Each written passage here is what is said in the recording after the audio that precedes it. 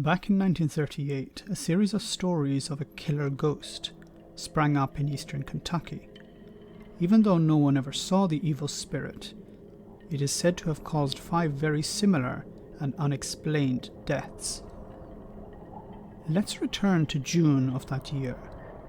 A man named Carl Pruitt came home from work one night and found his wife in bed with another man. Filled with rage, Carl attempted to kill his wife's lover, but he escaped by jumping out of a window. Pruitt instead strangled his own wife with a small piece of chain that he had in his shed. Sitting next to her lifeless corpse, sinking into a dark madness, he committed suicide.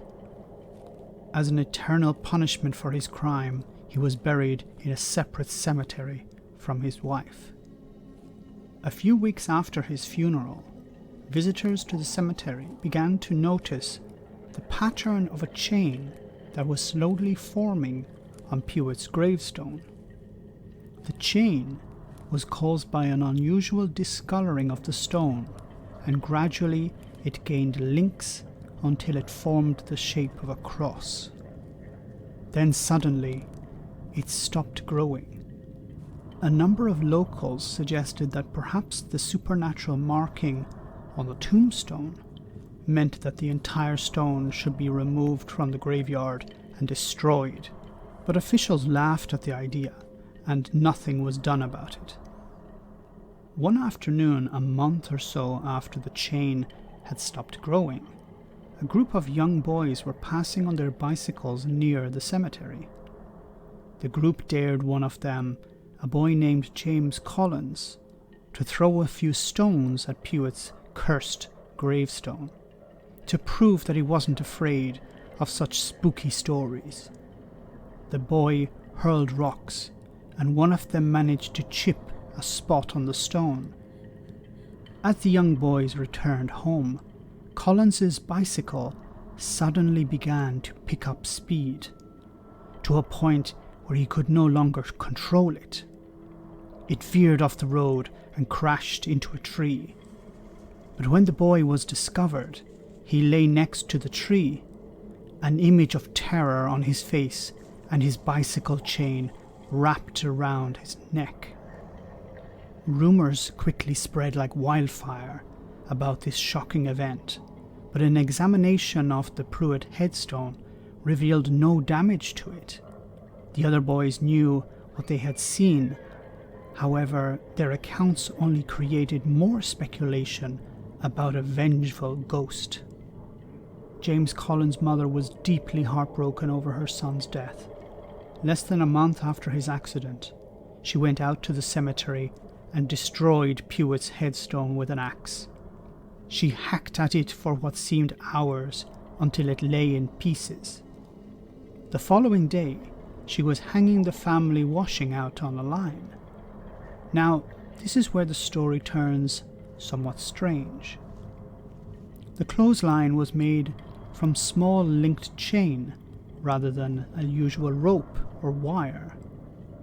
While hanging the clothes, she somehow slipped and fell, and her neck became entangled in the chain. She twisted and tried to free herself, but it was no use. She was strangled to death. The legends say that after she died, the Pruitt tombstone showed no sign of damage. Naturally, news of this incident spread quickly. A short time later, a farmer and 3 members of his family were passing in a wagon next to the cemetery. For some reason, the farmer proclaimed that he had no fear of ghosts and fired several shots at the Pruitt stone with his revolver.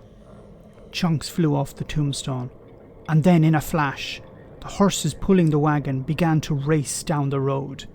They galloped faster and faster until the wagon was out of control. The family members all jumped to safety, but the farmer hung on, desperately pulling on the reins. As the wagon veered around a turn in the road, the farmer was thrown from his seat and he fell forward. His neck was caught on one of the trace chains, and the motion of the horses snapped his neck. Pruitt's tombstone showed no signs of damage once again. The local residents were now convinced of the fact that the grave was cursed. Events escalated to the point that a local congressman was contacted and 2 police officers were sent to the cemetery to investigate.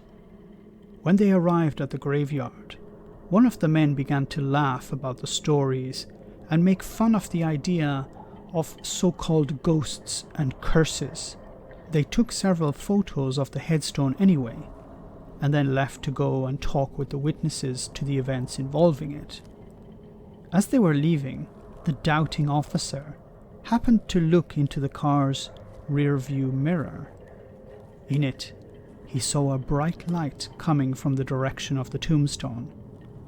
At first he assumed it was just the reflection of the car's taillights, but then it loomed closer to the car. Startled, he began to drive faster, but the light kept following, closer and closer. He drove faster and faster, always watching his mirror. His partner pleaded with him to slow down, but it was useless. The light was almost upon them. Just then, the car swerved off the road. It flipped. It rolled over and over several times. The officer in the passenger side was thrown clear from the wreckage and was only slightly injured. Shaken but able to walk, he went to his partner's aid. He found that his partner was dead, but he had been killed before the car was destroyed. As the car had passed between 2 poles, a chain that had been hanging between them had smashed through the car's windshield and had wrapped itself round the driver's neck. The force was so great that it had nearly cut his head clean off his shoulders. After this death, the residents of the town began to avoid the cemetery altogether. Only one man, named Arthur Lewis, dared to go there. He was out to prove that the stories of a cursed tombstone were nothing more than superstitious nonsense. One evening, after informing his wife of his intentions, he went to the graveyard with a hammer and a chisel and began to destroy the tombstone.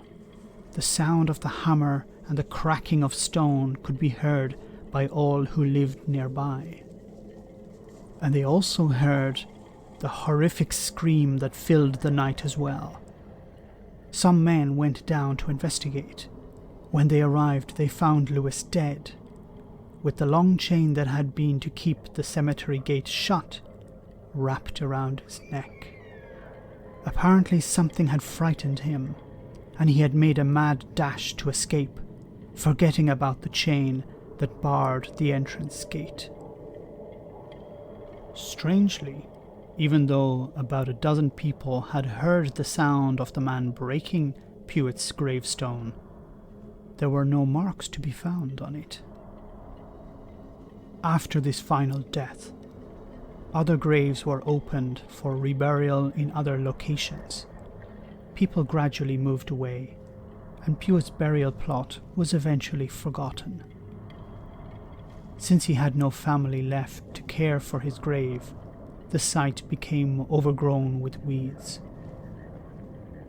In 1958, it was destroyed for good in a mining operation. During the operation of the mine, 5 strange deaths occurred, all linked by chains.